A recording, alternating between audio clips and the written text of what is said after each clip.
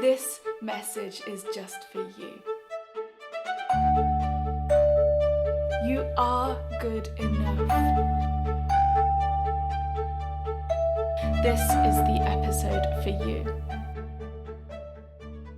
The obstacles are not your fault. The obstacles were inevitable.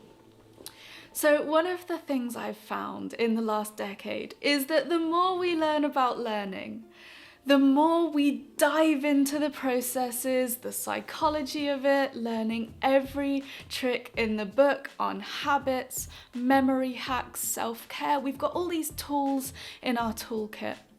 The more personally we take it when things just don't seem to be going right. And so if this is you today, I just wanted to give you one message. The obstacles are not your fault. They are just a necessary part of the journey. The trouble is, no matter how much we research, we cannot plan for everything. The great teacher leaving, the money issues, the life stresses, or just finding yourself feeling tired, flat, forgetful, or unmotivated. Learning about this stuff is never going to give us the power to control every tiny detail of our language learning journey. And that's partly as well because you are not the only driver of your language learning. Just like the driver of a car has complete control of the steering wheel and the gear stick, but they still need to navigate the weather and the pedestrians and all the traffic around them and a whole host of other things. Learning more about driving won't take those things away. But what it does do is give them more tools to deal with whatever comes their way. The curveballs come as less of a shock. And it's the same for us. The more we've thought about how we learn best and what we're doing it all for, the more we can identify what's really important to us. And that means that we aren't so reliant on that one perfect teacher, that one perfect course. Because if one day they're no longer available or they raise their prices out of reach or whatever else, we know how to isolate that thing that they did that really worked for us.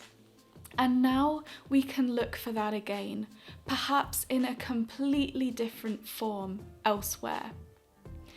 And the more we know about what other people's language learning journeys look like, and I mean by that the real journey, not the glossy and curated version, the more we know that these things are not surprising, they aren't a personal failing, and most of all, they aren't insurmountable.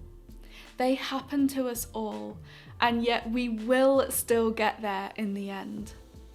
Remember, doctors fall ill, plumbers' own showers leak, and mechanics' own cars break down.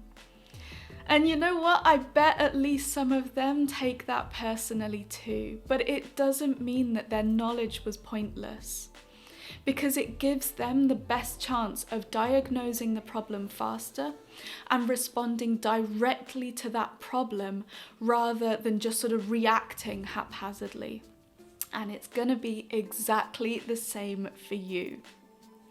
All that learning that you did can't always shield you from the obstacles, but it can stop the obstacles from shaking your language learning to its core. If you understand how you learn, you can get to the root of the problem and start fashioning workarounds faster. If you know what you're not willing to compromise on, you can whittle down your options quicker. And if you know it's normal, even if it's disappointing, even if it's inconvenient, you might just doubt yourself a little bit less. I know that some days it can feel so hard and like there are obstacles at every turn. But that research is serving you. And you can do this, and it will get easier. Good luck, have a wonderful day, and I will see you back here tomorrow.